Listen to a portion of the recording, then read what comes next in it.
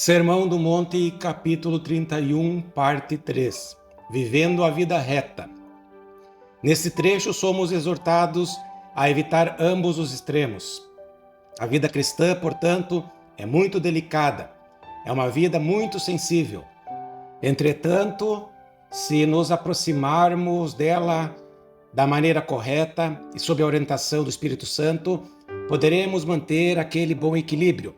Naturalmente, se pensarmos que esses princípios são meras regras que precisamos pôr em operação, então haveremos de errar, cambando para um extremo ou para outro.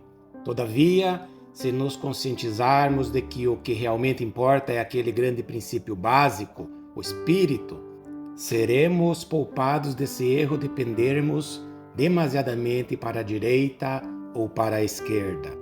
Nunca nos deveríamos olvidar que nós, crentes, devemos atrair atenção para nós mesmos, mas, ao mesmo tempo, não devemos atrair a atenção dos outros para as nossas próprias pessoas. Isso transparecerá cada vez mais claramente à medida em que prosseguimos no nosso estudo. O segundo princípio subsidiário é que a escolha final é sempre a escolha entre agradarmos a nós mesmos e agradar a Deus. Isso pode soar aos nossos ouvidos como uma ideia muito elementar e, no entanto, parece necessário que enfatizemos o ponto pela razão que se segue. Guardai-vos de exercer a vossa justiça diante dos homens, com o fim de serdes vistos por eles. Essas palavras levam-nos a pensar: por certo, temos aqui a escolha entre agradar aos homens e agradar ao Senhor. Mas estou aqui sugerindo que essa não é a escolha real que nos é imposta. Antes, a escolha final é entre agradarmos ao próprio eu ou a Deus. E é precisamente aí que entra a sutileza da questão. Em última análise, nossa única razão para agradarmos a nossos semelhantes ao nosso derredor é que agrademos a nós mesmos. Nosso real desejo não é tanto agradar aos outros, mas queremos agradá-los porque sabemos que, se assim fizermos, pensarão que somos pessoas melhores. Em outras palavras, estaremos agradando a nós mesmos e só nos preocuparemos com nossa autogratificação. É aí que se vê o insidioso caráter do pecado. Aquilo que parece destituído de egoísmo pode ser apenas uma sutilíssima forma de egoísmo. De conformidade com o nosso Senhor, tudo se resume no seguinte: por natureza, o ser humano deseja ser louvado por seus semelhantes muito mais do que ser agraciado pelo louvor que vem somente de Deus. Ao assim anelar pelo louvor humano, aquilo que realmente interessa ao homem é a boa opinião a respeito de si mesmo.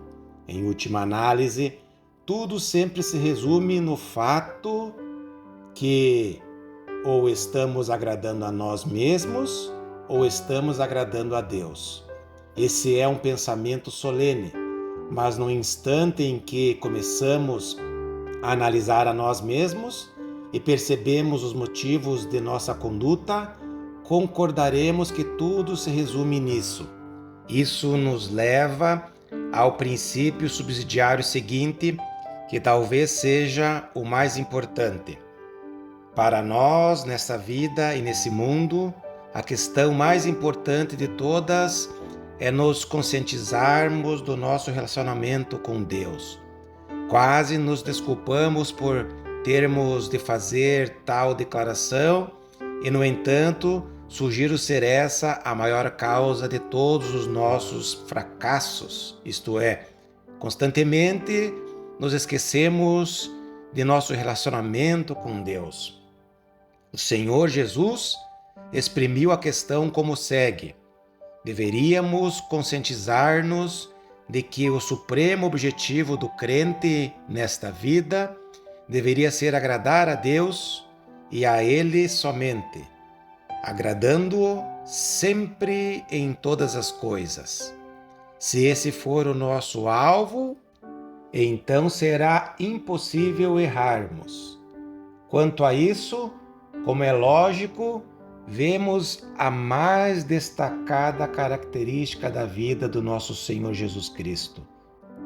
Haveria alguma outra coisa que tanto se saliente na sua vida?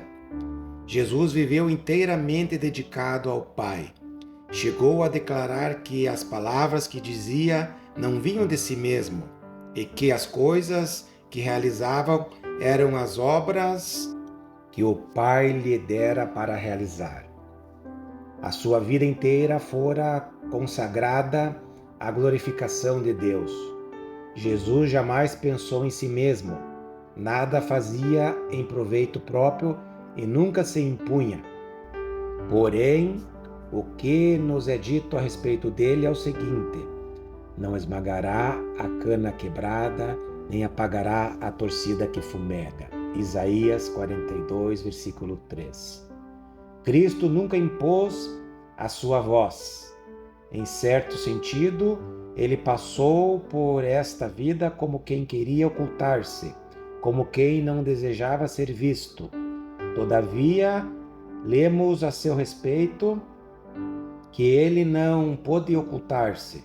Marcos, capítulo 7, versículo 24. Mas parecia que sempre vivia tentando fazê-lo. Em Cristo havia completa ausência de ostentação. Ele viveu inteira e exclusivamente para a glória de Deus. De várias maneiras, ele reiterava: não busco a minha própria glória, mas a glória daquele que me enviou. E também expressou negativamente esse pensamento como segue: como podeis crer, vós os que aceitais glória um dos outros, e contudo não procurais a glória que vem do Deus único? João capítulo 5, versículo 44. E como se Cristo houvesse dito: essa é a sua grande dificuldade. Vocês preocupam-se tanto com o ser humano. Se ao menos tivessem o propósito singelo de glorificar e honrar a Deus, tudo iria bem com vocês. A segunda coisa que precisamos relembrar nessa conexão é que sempre estamos na presença de Deus. Sempre estamos debaixo de sua vista.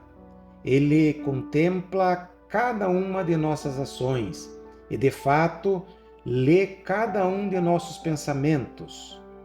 Em outras palavras, se você acredita na vantagem de ter pequenos quadros emoldurados com textos bíblicos em alguma posição proeminente, diante de sua escrivaninha ou na parede de sua saleta, então não há melhor texto do que este: Tu és Deus que vê.